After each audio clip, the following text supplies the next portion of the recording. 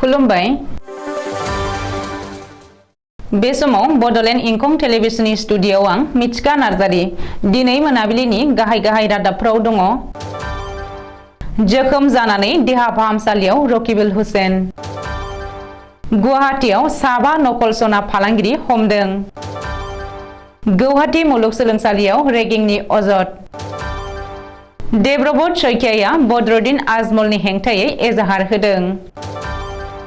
बदरुद्दीन आजमला निमाहा बिबाय। सानै बर' आइजोआ गोरान आबाद मावनायाव मुखुब जादों। दानिया फैदो आबुं रादाबाव।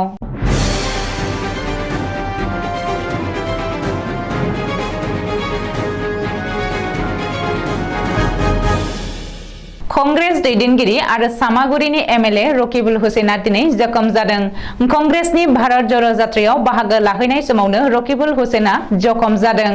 सुलुङाव फोरमायथिनाय बायदिब्ला बारग' मन्त्रि रकिबुल हुसेना दिनै जरहाटआव कंग्रेसनि भारत ज'रो जात्रायाव बाहागो लादोंमोन।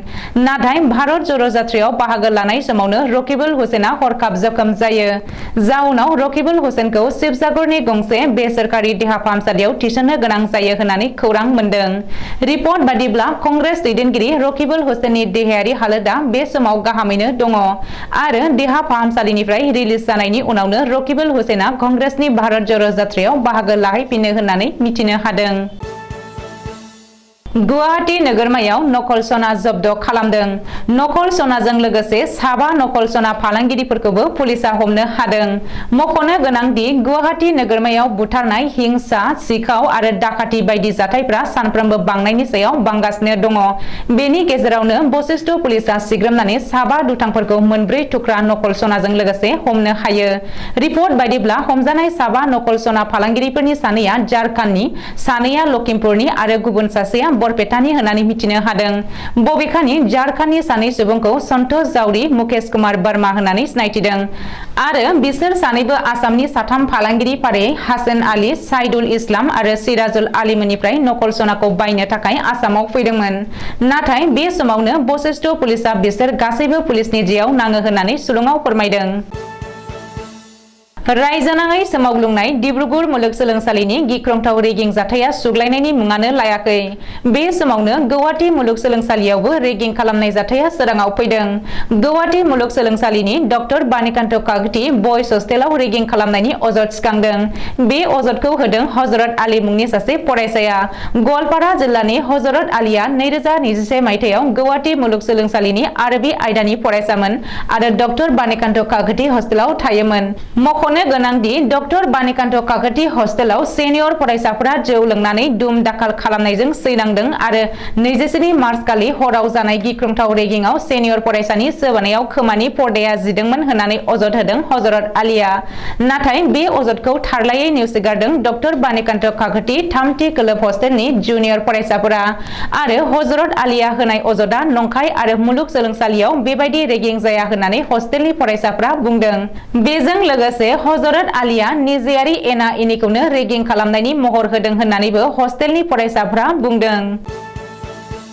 कंग्रेस एमएलए आरो आसाम आयेन आफादाव हेंथा दोलोनि दैदेनगिरि देबब्रत शइकियाया धुबरीनि एमपि आरो एआइइउडिएफनि गाहाय बदरुद्दीन आजमलनि हेंथायै एजाहार होदों। बदरुद्दीन आजमला आइजो आरो हिन्दु धोरोमारिफोरनि सायाव अजद गोनां आरो संबिजिरनि हेंथा बाथ्रा बुंनायनि हेंथायै देबब्रत शइकियाया शिबसागर जिल्लानि नाजिरा बिधान सभानि बेन्दोंआव थानाय सिमालुगुरि पुलिस थानायाव दिनै एजाहार होदों।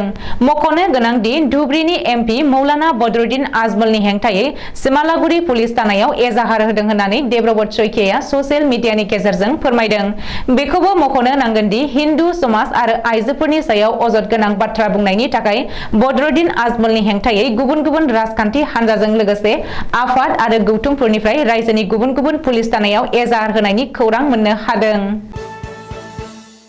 जोबनायाव निमाहा बिबाय बदरुद्दीन आजमला। हिन्दु लाइमोनफोरखौबो मुसलमानफोर बायदि लाइमोन बैसोआवनो जुलि लानांगौ होननानै बुंनायनि थाखाय धुबरीनि एमपि आरो एआइइउडिएफनि गाहाय बदरुद्दीन आजमला निमाहा बिबाय। बबेखानि बबेबा मोनसे समाजखौ दुखु मोनहोनाया आंनि थांखि नङामोन। आं जा बुंदोंमोन बेनि थाखाय निमाहा बियो। सासे गागि दैदेनगिरि महरै आं बेबायदि बुंनायनि सिगां सानग्रोनांगौमोन।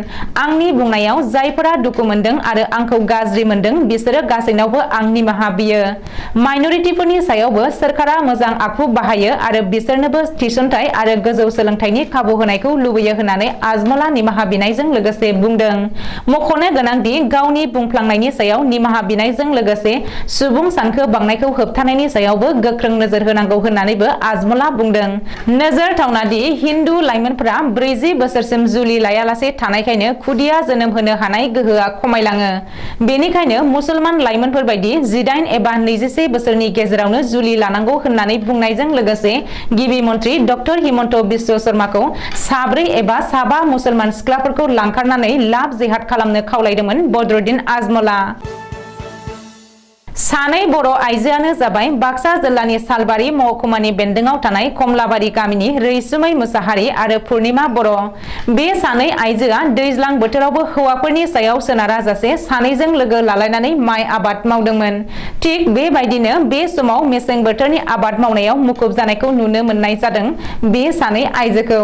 जेरैहाय दुन्दिया, बेसर, थेमसि, आलु बायदि बायदि आबाद मावनायखौ नुनो मोननाय जादों। बे सानै आइजोआ बेसर आबाद 10 बिगा, दुन्दिया आबाद 10 बिगा, थेमसि आबाद 5 बिगा फोदों आरो बे हायावनो 30 फाल्ला आलुबो गायनाय जादों होननानै खौरांनि गेजेरजों फोरमायदों। आरो फोरमायबावदों दि हिनजाव माहारिब्लाबो जिरायनानै थानो साना। मानोना बिसोरो सानोदि हौवाफोरा इनकाम खालामब्लाबो नखर सालायनायाव बेखिनि इनकामखौ थोस्लाबै बायदि साननानै बिसोरो हौवाफोरखौ नखर सालायनायाव एबा फिसा फिसौखौ फोरोंनायाव हेफाजाब होनायनि थांखिजों बे खामानिखौ मावदों होननानै फोरमायदों। बिथांमोना बर' माहारिनि गेजेराव बेखौनो लुबैदों दि जाहाथे गासै हिनजाव माहारियानो ओरैनो जिरायनानै थायालासे बानाय आरो लाजिनायखौ गारनानै बेबायदिनो लोगो नांलायनानै जयै खामानि मावलायोब्ला नखर सालायनायाव गोरलै जागोन होननानै फोरमायदों। दिनै मोनाबिलिनि रादाबा एसेनोसै। गोजोन्थों।